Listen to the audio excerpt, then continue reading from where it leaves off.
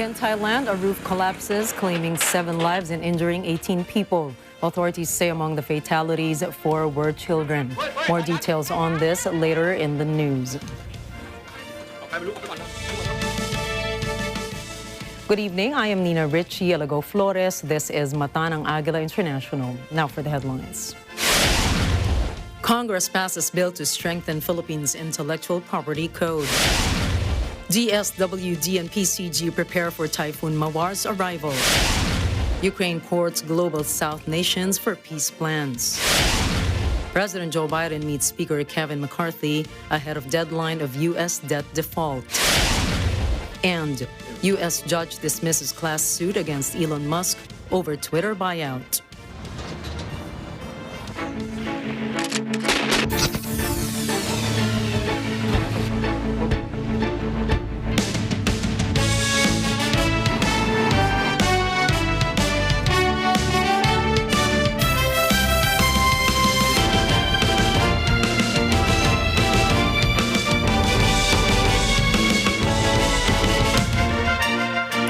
The House of Representatives gives its final nod to a bill seeking amendments to the Intellectual Property Code of the Philippines.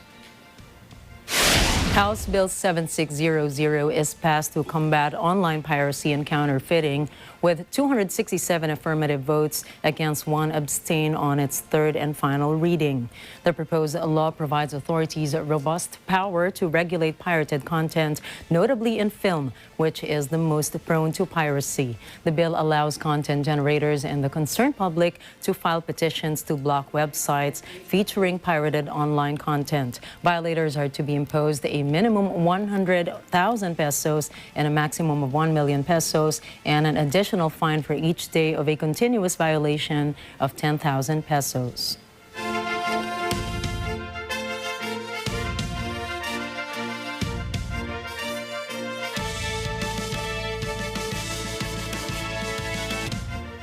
The United States Patent and Trademark Office eyes opportunities to boost support to the country's creative industry. Christine Agila has the details.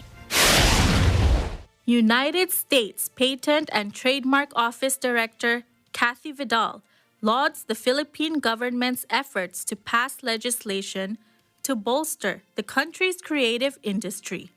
The Philippine Creative Industries Development Act seeks support for the development of the country's creative industry sector. Data shows that the sector contributed 7.3% to the country's gross domestic product in 2022, equivalent to 1.6 trillion pesos.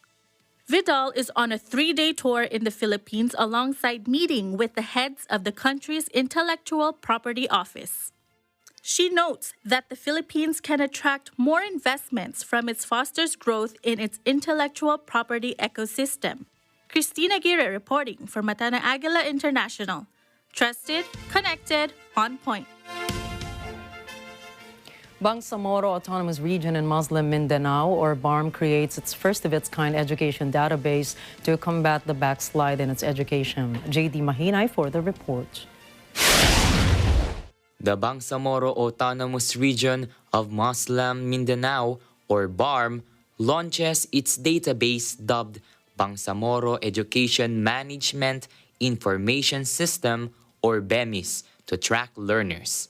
BARM officials note that BEMIS will be the window that provides the public with the numbers needed to arrive at a single truth on all the region's learners. BEMIS will also speed up Bangsamoro officials' efforts to address the issues in education caused by the pandemic. 2019 World Bank data shows while most Filipino children begin their elementary education at age of 6, only 70% start school on time within the autonomous region. According to the Ministry of Basic, Higher, and Technical Education, BEMIS hosts data that supports planning, budgeting, and policy analysis to support the Bangsamoro education system. J.D. Mahinay reporting for Mata ng Agila International. Trusted, connected, on point. The British government underscores its promise to aid the peace process in Bangsamoro Autonomous Region in Muslim Mindanao. Bernadette Manuel reports. The United Kingdom reaffirms its support to the Bangsamoro Autonomous Region in Muslim Mindanao or BARM. British Ambassador to the Philippines, Laurie Bofis, says that UK will focus on the aspects of governance and information system. She believes these efforts will help ordinary citizens understand the parliament system, which is the current government system in BARM. Bofis visited Davao City for the Mindanao Development Forum 2023. Participants in the event discussed the economic potential of Mindanao and BARM's transition to parliament. Well, our program is mostly focused on governance-related issues, so institutional development, women's political participation, media training, civic engagement, these types of issues. We've also got programs in the BARM on climate change-related issues and some other interventions. But really, I think it's important for us to understand what our niche is and then work in coordination with other partners. And other partners are doing much more work by way of service delivery, for example, or infrastructure, or supporting private sector development and livelihoods. And this is why a forum such as the Mindanao Development Forum is important, to coordinate efforts and make sure that we maximize synergies and maximize our collective impact. Bofis says the British government is invested in BARM's peace process.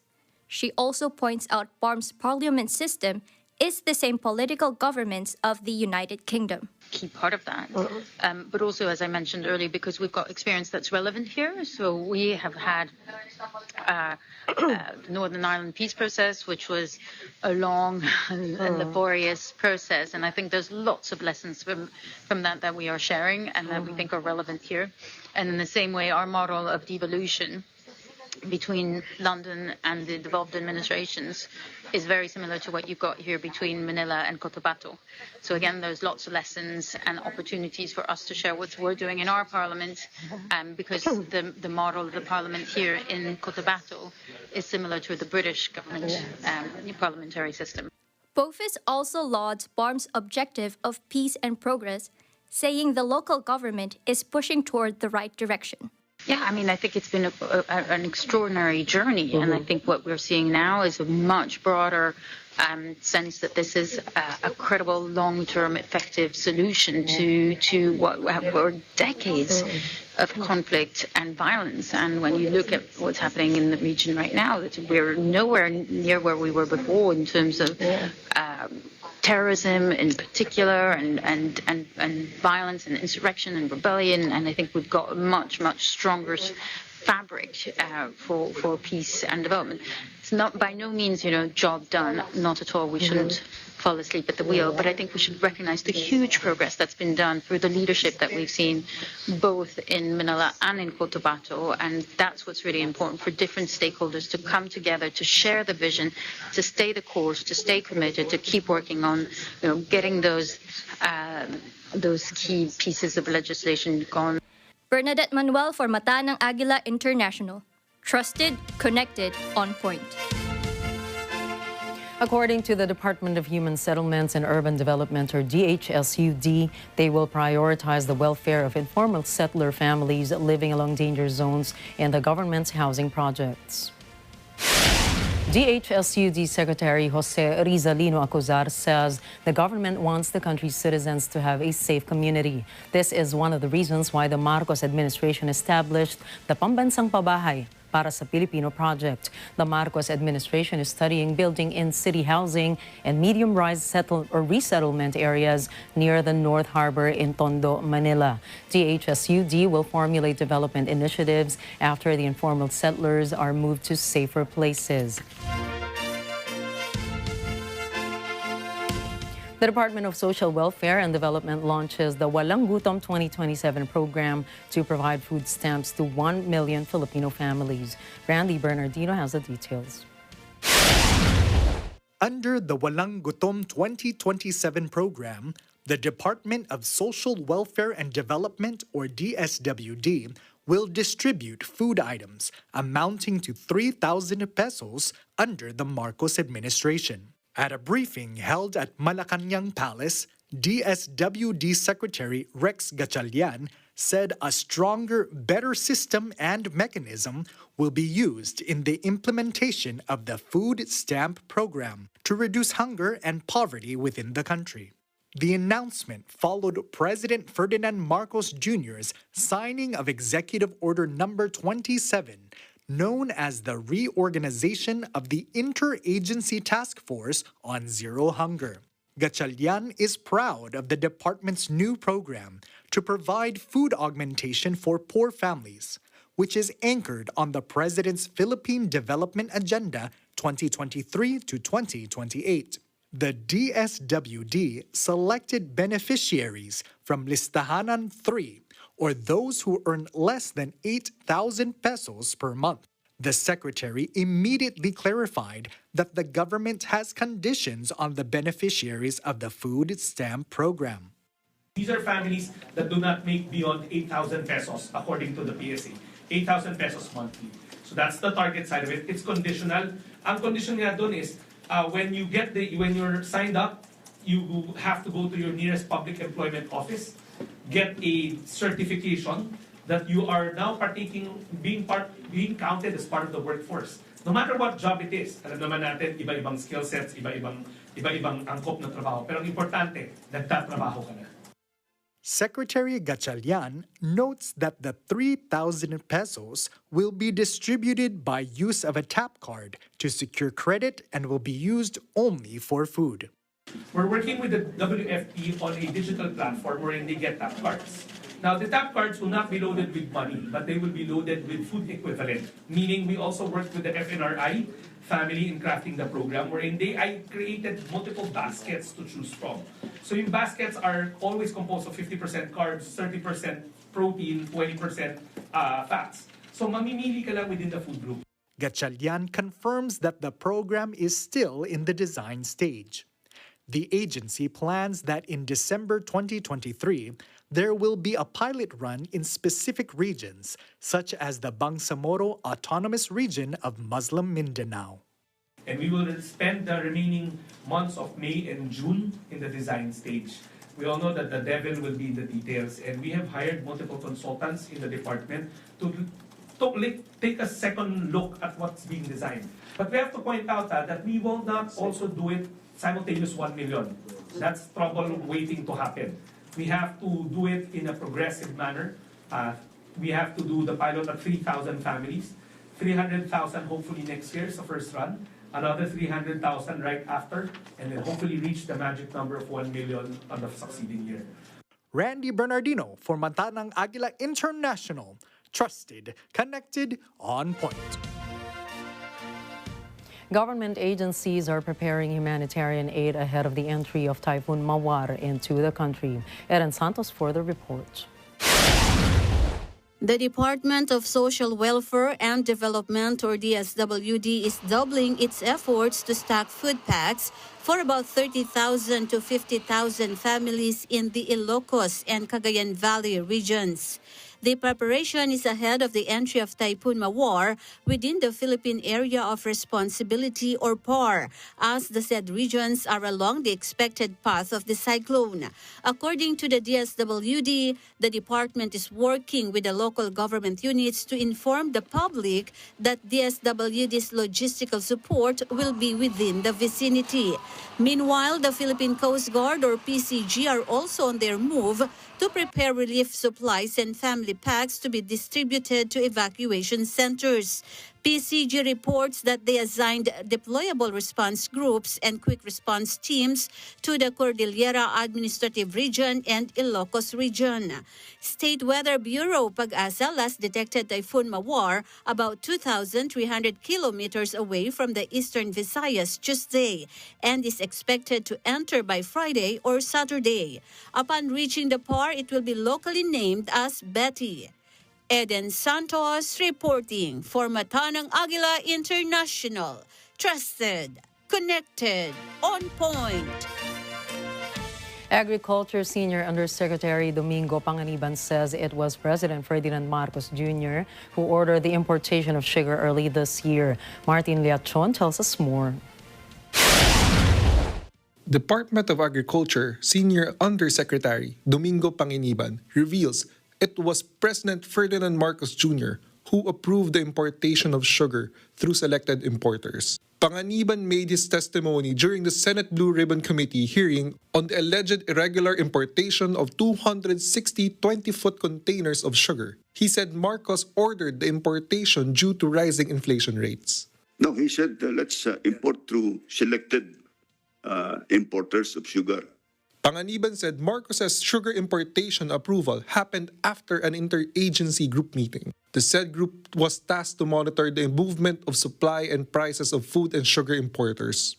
Panganiban claimed Marcos knew the production of sugar was not sufficient for the country's needs. He cited a report by the National Economic and Development Authority which states that the price of sugar was affecting the price of other commodities. And on that basis, the President recommended the importation immediately because of the high cost of sugar. Senator Coco Pimentel also asked Panganiban to clarify his statement and if Marcos indeed approved sugar importation. Panganiban answered in the affirmative. But Panganiban was not able to provide an answer as to how the selection of sugar traders came about. Instead, he said this process was with the Sugar Regulatory Administration or SRA. Executive Secretary Lucas Bersamin insisted there was no irregularity with the sugar importation, but he asserted the sugar order was legitimate and fully authorized by the government.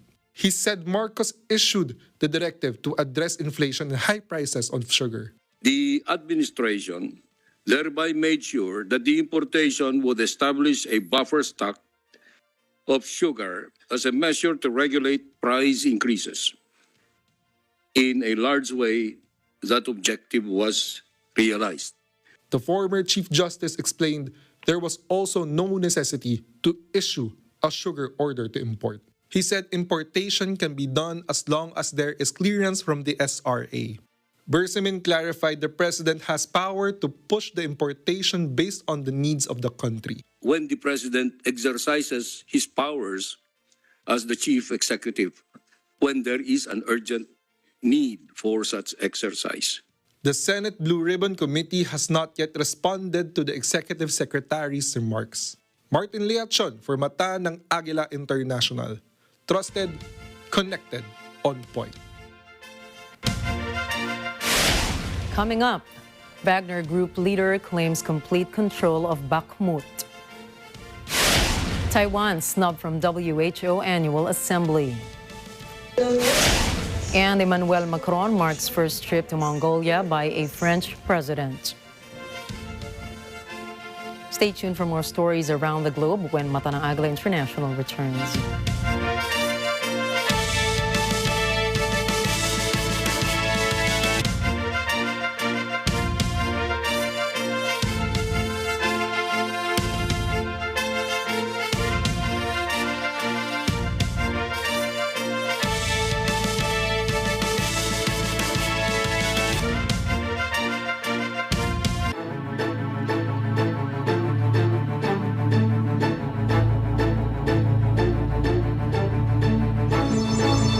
Counterpoint, babasagin natin ang katahimikan ni Senator Mark Villar. Marami pong mga levels of protection ang Maharlika Bill para at least makontrol at mamonitor po yung paggamit ng Maharlika funds. Ngayong Miyerkules alas 10:30 ng gabi, dito lang sa Net 25. Napag-uusapan na talamak ang katiwalian o korupsyon. And one of them is this department of yours that you handled. How did you deal with that?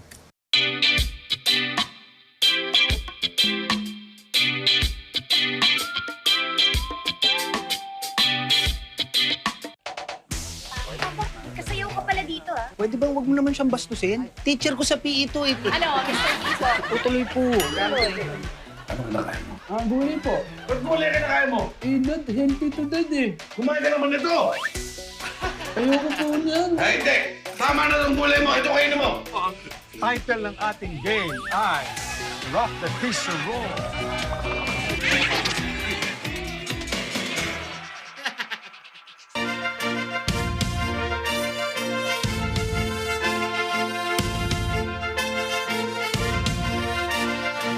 back to Mata ng Agila International. Moscow forces are engaging in multiple operations against cross-border raiders who entered Russia from Ukraine. Intelligence forces identify the aggressors as a coalition of Russian-born Ukrainian saboteurs. The Russian Volunteer Corps, or RVC, and Legion troops allegedly captured a Russian armored personnel carrier during their incursion into Belgorod Oblast. The governor of Russia's Belgorod region, Vyacheslav Gladkov, said that a counterterrorism operation was ongoing against a sabotage group that had entered Russian territory. The governor described the situation as a cleaning of the territory by the Ministry of Defense together with law enforcement agencies. 8 casualties have been reported so far due to the exchange. Wagner Group boss Yevgeny Prigozhin recently claimed complete control over Bakhmut.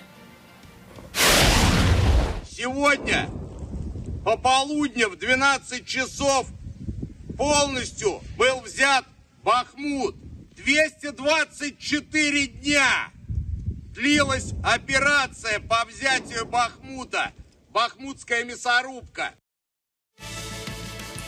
Prigozhin has now vowed to transfer control of the city of Bakhmut to the Russian army by June 1st. Despite Ukraine's report of their forces advancing in the outskirts of the city, the Wagner boss declared to start the turnover process on Thursday.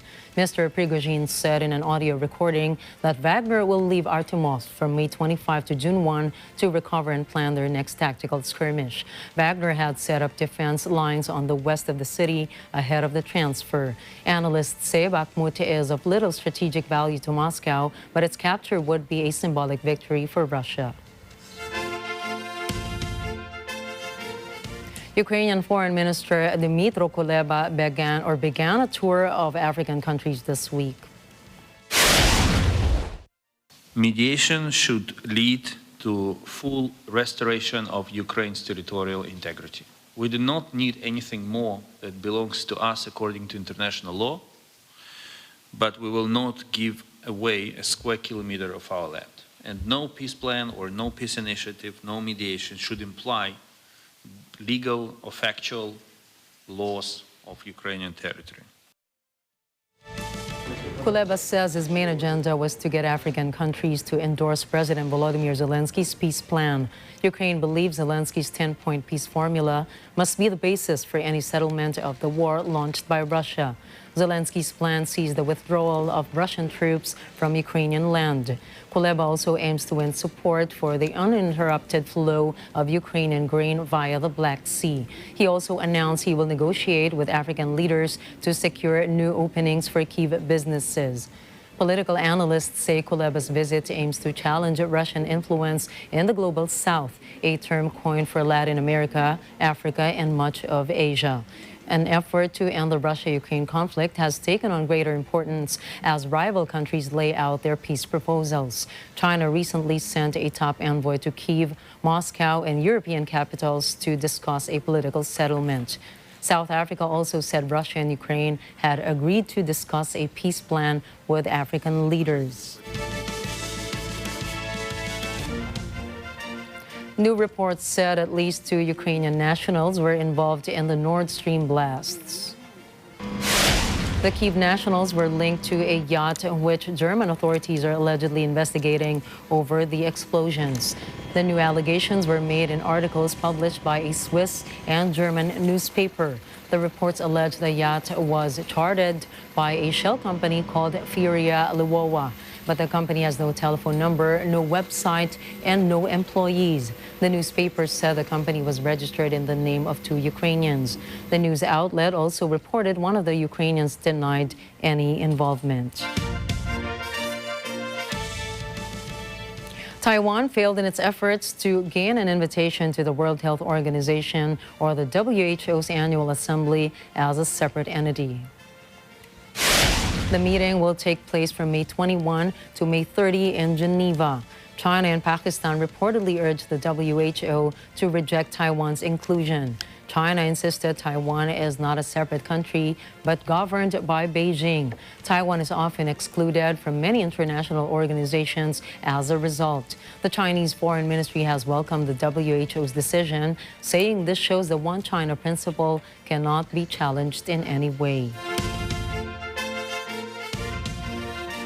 Russian Prime Minister Mikhail Mishustin has arrived in China to ramp up economic cooperation, diplomatic contacts, and strategic partnerships. Mishustin is set to sign a series of deals on infrastructure and trade. The Russian PM arrived in Shanghai, greeted by Moscow's ambassador to China, Igor Morgulov, and Beijing's top diplomat to Russia, Zhang Hanhui. Mishustin will take part in a Russian-Chinese business forum and is set to visit a petrochemical research institute in Shanghai. That forum has invited a number of sanctioned Russian tycoons from the agricultural, steel, and mining sectors. Deputy Prime Minister Alexander Novak, who handles Russia's energy sector, was also in attendance. Mishustin will then travel to Beijing, where he will meet Chinese President Xi Jinping or Chinese President Xi and Premier Li Qiang. Мы не только выстояли, но и продолжаем свое поступательное развитие. Уверен, что углубление российско-китайского взаимодействия и наращивание кооперации также окажет положительное влияние на укрепление экономик обеих наших стран. Saudi Arabia, China, Egypt, and Turkey officially withdrew from participating in the G20 summit. Riyadh says they will not attend the G20 meeting in Kashmir to avoid any controversy. Saudi Arabia and China consider India as a disputed territory. India invited Egypt, but the Middle Eastern countries skipped the registration process of the G20 summit. Turkey also criticized India's handling of Kashmir's issue. Reports say Turkey consistently leaned towards Pakistan on the Kashmir dispute. Analysts claim India's efforts for the G20 suffered a major blow as many countries refused to attend the summit. Seoul positions its homegrown space rocket dubbed as Nuri on the launch pad at the NATO Space Center. Authorities report that the Nuri rocket will deliver multiple satellites onto orbit. The said rocket is at its third launch since its first attempt in 2021. The Science Ministry says the launch is scheduled at 6:24 p.m. Wednesday. However, the time may change. South Korea is the 7th country in the world to develop a spacecraft that can carry more than a 1-ton satellite after Russia, the United States, France, China, Japan, and India. Iranian President Ibrahim Raisi met with his Indonesian counterpart Joko Widodo for a 2-day trip aiming to strengthen economic ties. Indonesia's foreign ministry says that Raisi's visit was Widodo's invitation as Indonesia aims to speed up its post-pandemic recovery by increasing its export capabilities. The visit is most likely due to Tehran's insistence to seek alternatives to the Western-dominated geopolitical landscape. The ministry's data show the trade between Indonesia and Iran amounted to $54.1 million between January and March, while the bilateral trade value last year increased by more than 23%, amounting to $257.2 million. Southeast Asia's largest economy is seeking new markets to diversify its export options and reduce its reliance on traditional trade partners. Tehran had tense relations with the United States and has sought to project itself as a counterbalance to American power alongside Beijing and Russia. French President Emmanuel Macron made a brief but symbolic visit to Mongolia. This marks the first time a French president visited a country nestled between China and Russia. Mongolia is also gaining attention as a growing strategic interest in the West. The French head of state was greeted by a traditional Mongolian guard of honor after landing in the capital Ulaanbaatar following the G7 summit. The country vowed to lend part of its collection to the Nantes History Museum in Western France for an exhibition scheduled for October. Mongolia pledged to supply critical metals to France needed for its much-needed energy transition. Macron would be working with the nuclear group Orano to develop a uranium mine in Mongolia. Nearly 80% of Ulaanbaatar's total exports go to Beijing, but the mineral-rich country is working to expand its trade and mining relationships. Mongolia is looking to diversify its partnership to be more robust and able in order to deal with its larger Russian and Chinese neighbors. Avec un grand bonheur que je vous accueillerai en octobre prochain, car je souhaite vous inviter en France à votre tour pour une visite d'État, ce qui vous permettra aussi de profiter de l'organisation et de l'exposition inédite que nous avons mise en place au musée de Nantes sur Gengis Khan. Et ce sera l'occasion en effet de poursuivre ce travail, d'en parachever d'autres et au fond de consolider ce statut de partenaire privilégié qui est le nôtre et dans le cadre duquel nous souhaitons pouvoir avancer, pas simplement dans les mois mais les années qui viennent. With just 10 days left to avert a calamitous debt default, United States President Joe Biden says he is optimistic as he meets with top Republican Kevin McCarthy for their first one-on-one talk in months. Laila Agbalog has more. The White House meeting between President Joe Biden and House Speaker Kevin McCarthy comes after the president returned from a trip to Asia early. Biden aims to hammer out a deal ahead of the U.S. Treasury's June 1 cutoff date for Congress to authorize more borrowing. He says he is optimistic they are to make some progress. We still have some disagreements, but I think we may be able to get where we have to go. We both know we have a significant responsibility. McCarthy tells reporters that he also is hopeful. We can find common ground, make our economy stronger, take care of this debt, but more importantly, get this government moving again to curb inflation, make us less dependent upon China, and make our appropriation system work when we get done, right? Layla Agbalog for Mata ng Agila International. Trusted, connected, on point. South Carolina Senator Tim Scott launched this bid to become the first African-American Republican United States president. The senator leaned heavily into his personal experience as the impoverished child of a single mother as proof that America remains a nation of opportunities. He vowed to fight for a return to the American way that was under threat from President Joe Biden and the Democratic Party. Scott emphasized the progress the U.S. has made on racial issues in recent decades, proclaiming that the U.S. is not a racist country. He is a favorite among donors and fellow lawmakers. Tesla CEO Elon Musk has retweeted material from Scott's campaign Twitter account in recent days. The African-American senator is popular in South Carolina, which is a key state in the Republican race. Colombian President Gustavo Petro has announced the suspension of a ceasefire agreement with a rebel group accused of killing 4 indigenous teenagers in a recent attack. The government said that it will resume attacks on the Estado Mayor Central, or EMC group. EMC is a known splinter group of the now disbanded Revolutionary Armed Forces of Colombia, or FARC. The temporary suspension applies to the provinces of Caqueta, Putumayo, Guaviare, and Meta. The incident underscores the difficulty of securing peace in a country where various armed groups strive to control resources and territory. Last week, indigenous organizations pointed to the EMC of killing 4 teenagers who tried to evade recruitment. All 4 victims were indigenous minors.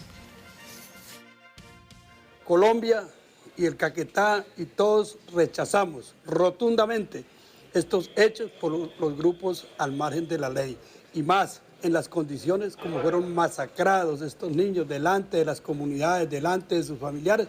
Esto no puede seguir pasando en Colombia ni en el Caquetá.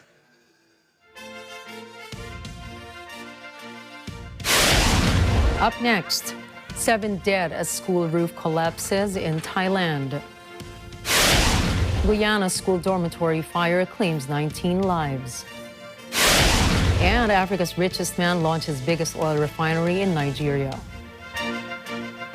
Please don't go away. We've got more stories from around the globe when Matana Agila International returns.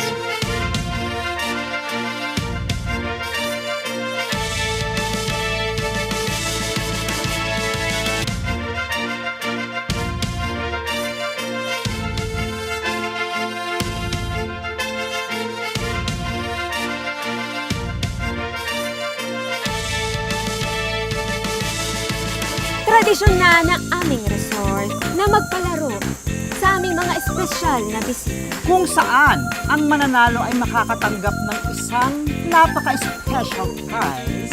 Kanina pa kita inaabangan. May itatanong sana ako sa'yo. Ano po yung itatanong niyo? May kakambal ka ba?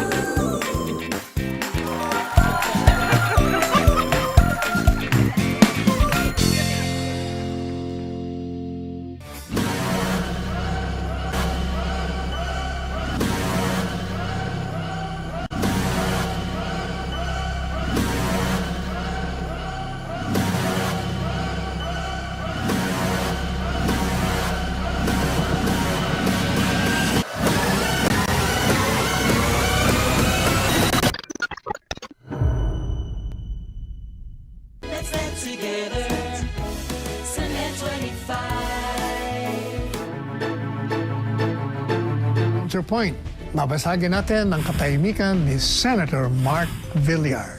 Marami pong mga levels of protection ang Maharlika Bill para at least makontrol at mamonitor po yung paggamit ng Maharlika funds. Ngayong Miyerkules alas 10:30 ng gabi, dito lang sa Net 25. Napag-uusapan na talamak ang katiwalian o korupsyon. And one of them is this department of yours that you handled. How did you deal with that?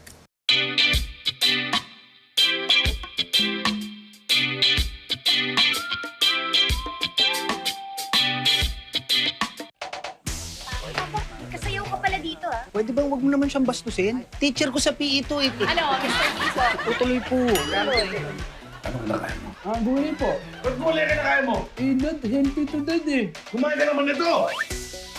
Ayoko po niyan. Ay, hindi! Tama na ng gulay mo! Ito kainin mo! Title ng ating game ay Rock the Tissue Roll.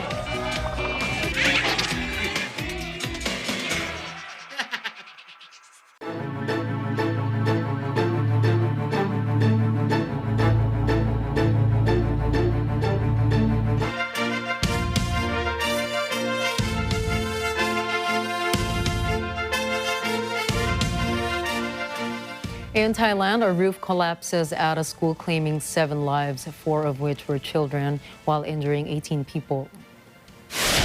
The incident occurred while the children were playing in the open-sided building while being watched by a number of audiences. Local media reports around 6:30 p.m. the storm struck, pouring heavy rain and brewing high winds that caused the roof to collapse suddenly.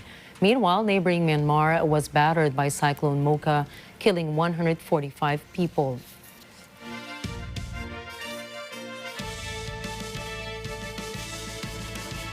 Protesters turned out to demonstrate against a G20 tourism meeting being held in Indian-administered Kashmir. India is hosting the meeting in an effort to promote an image of normalcy in a region that has been racked for decades by violence. Arlene Ocampo tells us more. Hundreds of people took to the streets in the Pakistan-administered part of the territory. They carried banners opposing the conference and chanted slogans urging participants to boycott the meeting.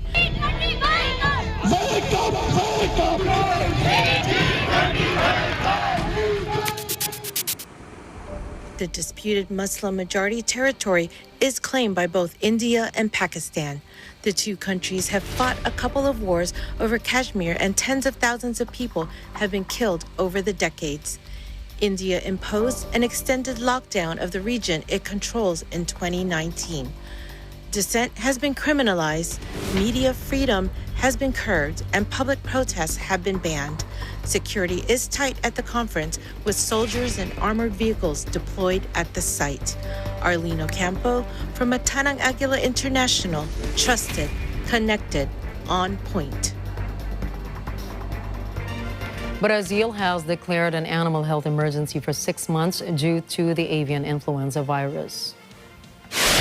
Authorities detected its first ever case of avian influenza in wild birds. Brazil's agriculture minister also confirmed at least 8 cases of the H5N1 virus in wild birds, 1 in Rio de Janeiro and 7 in its neighboring state. Although infection by the H5N1 subtype of avian flu in wild birds does not trigger trade bans. A case of bird flu on a farm often results in the entire flock being killed, which triggers trade restrictions from importing countries.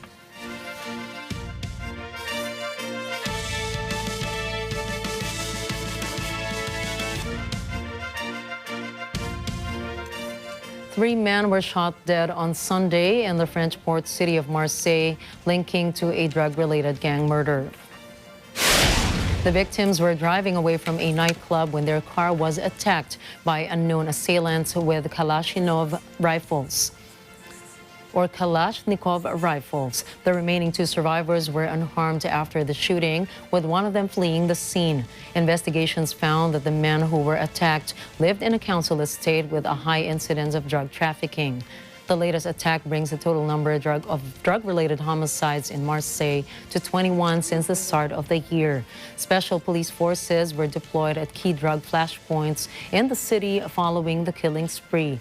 Marseille's Mayor Benoit Payan said he called on the French government to act in a firm and strong way to stop the violence. A fire at a school dormitory in the South American country of Guyana has claimed the lives of at least 19 people. Julian Bukayan reports. A dormitory blaze broke out overnight Sunday at a secondary school in the central city of Medellin. Guyana's president ordered that private and military planes be sent to the city so that the injured children could be taken to hospitals in the capital of Georgetown, about 200 kilometers away. Authorities pronounced 14 children dead at the scene. Another 5 died in the hospital. 6 others remain in hospital in Georgetown, 2 of them in critical condition. Most of the students in the dormitory came from indigenous communities. The single-story building has been completely destroyed by the fire. Investigators are trying to determine the cause of the blaze. Julian Bukayan for Matanang Agila International, trusted, connected, on point. Bolivia seized 9.2 tons of Peruvian coca leaves, which allegedly had illicit purposes during one of its most important requisitions. Authorities publicly presented a total of 795 packages that were found in a high-tonnage truck during a search on a route in the Andes. Básicamente serían 795 bultos, haciendo un peso total de 20.344 libras. Esta hoja de coca ha ingresado de manera ilegal al territorio nacional, por tanto, Interior Minister Eduardo del Castillo pointed out that it was to be diverted to drug trafficking and illegal trade across Bolivian territory. Bolivia has repeatedly been a bridge for the transfer of Peruvian cocaine to Brazil and other countries. Seizures of coca leaves from Peru were, however, unusual. According to the United Nations, Peru is among the main coca and cocaine-producing countries, along with Colombia and Bolivia. 4 nurses in Tanzania's western Tabora region are to be charged with harvesting the organs of baby twins. Investigations found that the bodies of the prematurely born twins were mutilated after they had died. The mother found her baby's eyes gouged out and part of their skin peeled off from the forehead. The arrested nurses have been suspended from their duties, where the organ harvesting was linked to occult practices. The nurses have not yet commented on the allegations.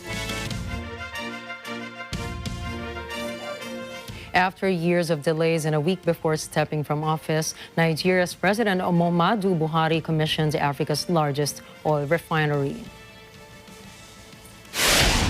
Built by Africa's richest person, Aliko Dangote, the refinery will begin its operations in June, with the first products expected on the market by August. It will have the ability to process 650,000 barrels of oil a day. Buhari, who will step down on May 29, described the project as a notable milestone. Dangote added that the refinery is expected to meet Nigeria's domestic demand as well as serve global markets. For decades, Africa's most populous nation and one of the continent's largest crude producers has depended on fuel imports to meet local demand. It has caused a huge drain on foreign exchange at a time of dwindling oil revenue following the pandemic and the Russia-Ukraine war. An employee of Greenpeace in Russia says the closure of their organization is a serious blow to Russian environmental protection. Moscow has labeled Greenpeace an undesirable organization and ordered it to close down. Valerie Gonzalez reports. The decision to shut down Greenpeace in Russia criminalizes its group work and puts its staff at risk of prosecution. The Kremlin accuses it of anti-Moscow propaganda. Greenpeace employee Mikhail Krinlin says they want to continue their work but are not sure how to go about it. He says Greenpeace has done things that influential people in Russia don't like. That includes pushing for environmental legislation to control pollution and combating climate change. He says volunteers and supporters will no longer be allowed to interact with each other. Valerie Gonzalez from Matanang Agila International, trusted, connected, on point. India Prime Minister Narendra Modi commits to cooperating with leaders of the Pacific, saying his country is ready to help without hesitation. Eco Hortaleza Quinola reports. Prime Minister Narendra Modi assures the Pacific Island leaders that India will be their humanitarian and development partner in digital or space technology, climate change or environmental conservation, and health and food security. Modi says India is ready to share capabilities and experiences without hesitation. He reiterates that the Pacific Islands countries are not small islands, but are large ocean nations. He says his country has always viewed that this large ocean is what connects India to the world. The Forum for India-Pacific Islands Cooperation, or FIPIC, is attended by 14 Pacific leaders. Now on its third year, the FIPIC Summit is hosted this time by Papua New Guinea at the APEC House, Port Moresby. Eco Hortaleza Quinola, Port Moresby, Papua New Guinea, Matanang Agila International, trusted, connected, on point.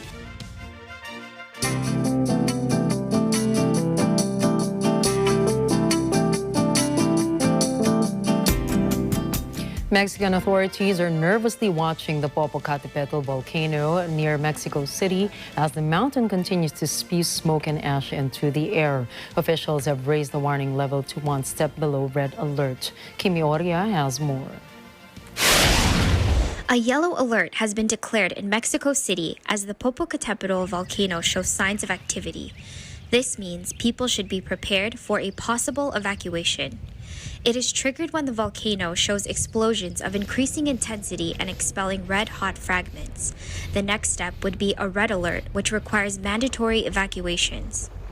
Falling ash from the volcano prompted two Mexico City airports to halt operations on Sunday. Ash blanketed communities close to the mountain. Popocatépetl is considered one of the most dangerous volcanoes in the world. That's because some 25 million people live within a 100-kilometer radius of the mountain.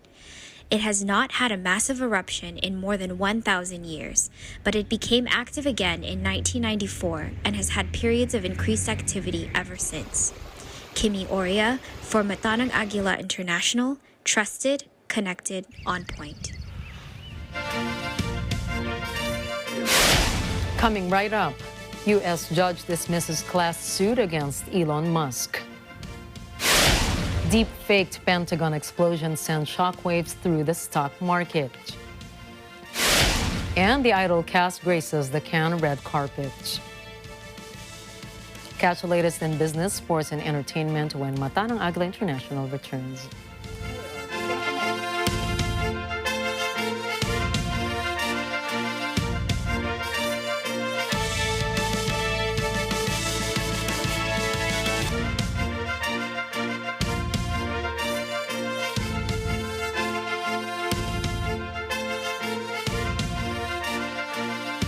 Welcome sa bukod tanging game show na mapapanood sa telebisyon na hindi kailangan maging henyo para manalo. Please welcome our Gamers na Promodizers! Hello po, good morning sir. Baka gusto nyo try si Vitamin C. Nanasilig na rin siya sir, alkaline base na naglalabas ng acidity sa katawan. Pwede po siya sa may mga UTI, may ulcer kasi. Sir, nanasilig siya. Nanasilig na rin. Agad-agad! Anong musical instrument ang ginawa ni Bartolomeo Cristofori noong 1704? Nagsisi ka ba na pinindot mo? Akala ko madali lang. Akala mo madali, no? And this is not a game! Level up!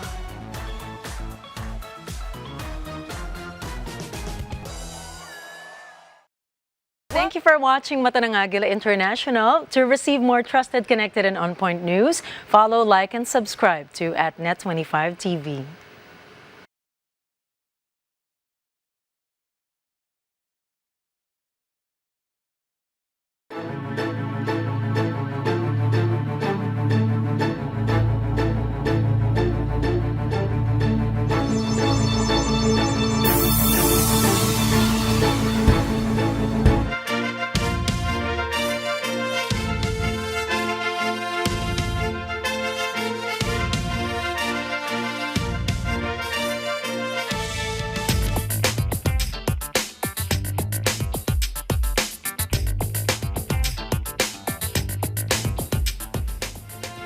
Social media platform TikTok has sued to block the state of Montana from banning residents from accessing the mobile app. The lawsuit comes after Montana became the first state to pass a sweeping ban on the Chinese-owned video sharing platform. In a statement, TikTok said the ban conflicts with the United States' First Amendment rights. TikTok has come under fire from lawmakers around the world over concerns about data privacy and user information that could be passed to the Chinese government. The company's complaint states that the ban was unconstitutionally shutting down the forum for free speech for all speakers on the app. The ban, due to take effect in January of next year, will make it illegal for app stores to offer TikTok. TikTok has about 150 million users in the U.S., with most of them coming from the 20 to 35 age demographic.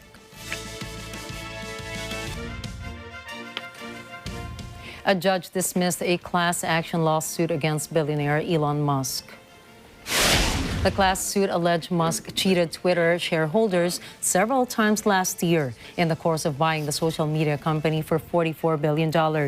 United States District Judge Charles Breyer said the plaintiff lacked standing to sue since he challenged wrongs associated with Musk's buyout, but not the fairness of the buyout itself. Breyer said the plaintiff did not show harm from Musk's belated disclosure of a 9.2% Twitter stake. The judge also found no conclusive proof that Musk helped two friends then on Twitter's board.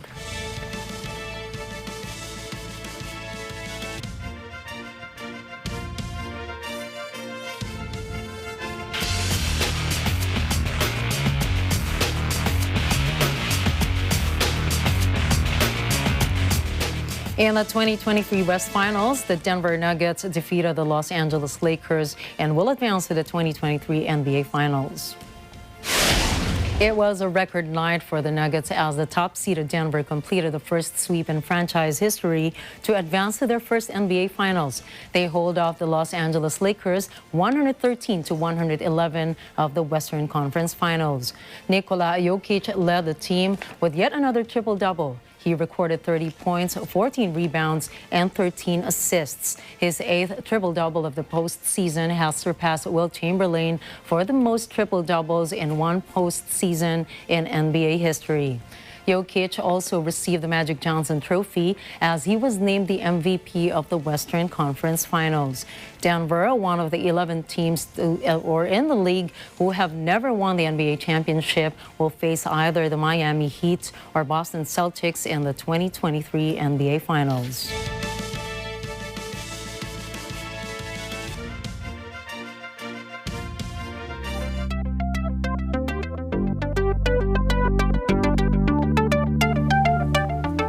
A fake photo of an explosion at the Pentagon has gone viral, sending shockwaves through the stock market.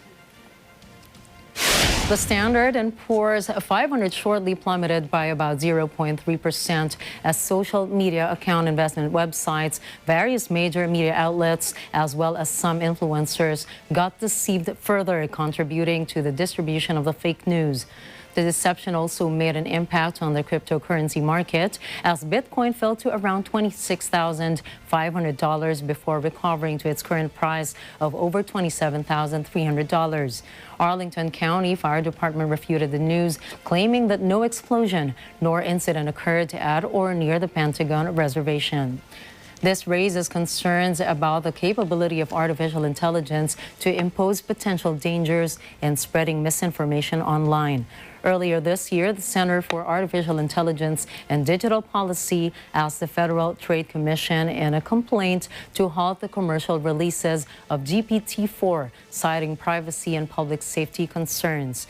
In April 2023, United States President Joe Biden also warned the apparent danger of AI, emphasizing the responsibility of technology companies to secure their products are safe for public use before their release.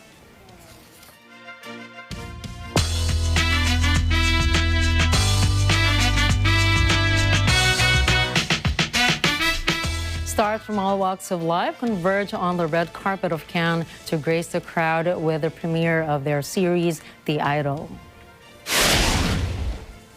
Abel the Weeknd Tesfaye plays a role of a problematic cult leader seducing the character of Lily Rose Depp alongside Blackpink's Jennie Kim and Troye Sivan.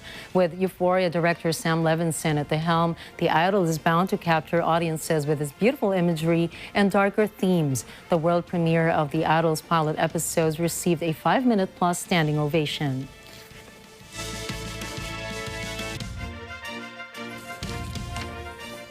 And to help you get through this week, here's a quote from Japanese writer and internationally acclaimed author Haruki Murakami. It's all a question of imagination. Our responsibility begins with the power to imagine. And just imagine if we're able to utilize our brains more than we are doing now. Well, what the human mind can conceive, the body can achieve. And that's a wrap for tonight's news. Catch the latest updates on our social media channels. I am Nina Rich Flores. This is Mata ng Agila International. Trusted, connected, on point.